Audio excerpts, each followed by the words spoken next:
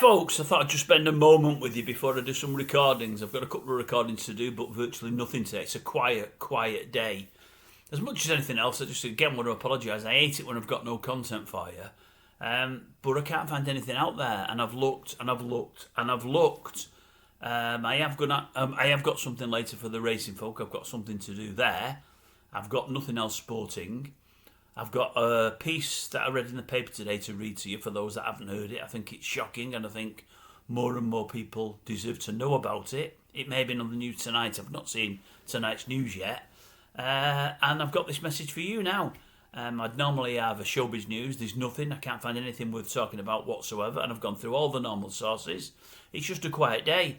It hasn't been helped because I've been busy today. I worked this morning. I had something on this morning to go and see a customer.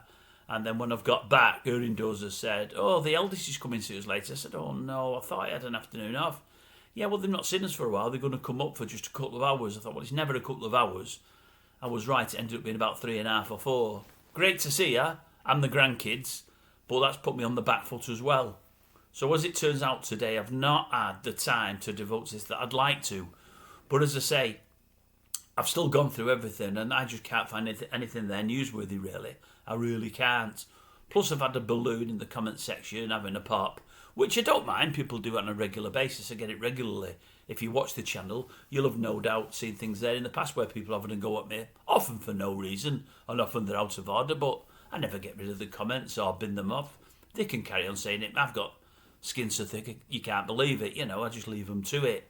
But the fellow was saying particularly nasty things today, which to a lesser person than myself would have probably been hurtful. It wasn't with me. I just sort of laughed at it all because I know it's all made up drivel, but that's put me on the back foot a little because I've had to do a couple of videos about that person, not so much to refute what he was saying, but just to put other folk right about the person.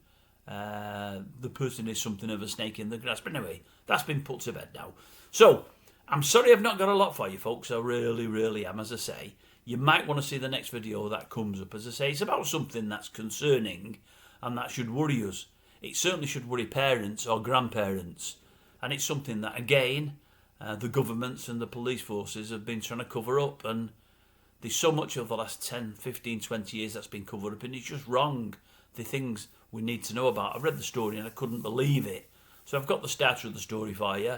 And obviously, if you want to know the rest, you can go on MSN or have a look in the newspapers and find the full story. But I'll give you the bones of the matter on the next video. But in the meantime, I hope you're well. I really do.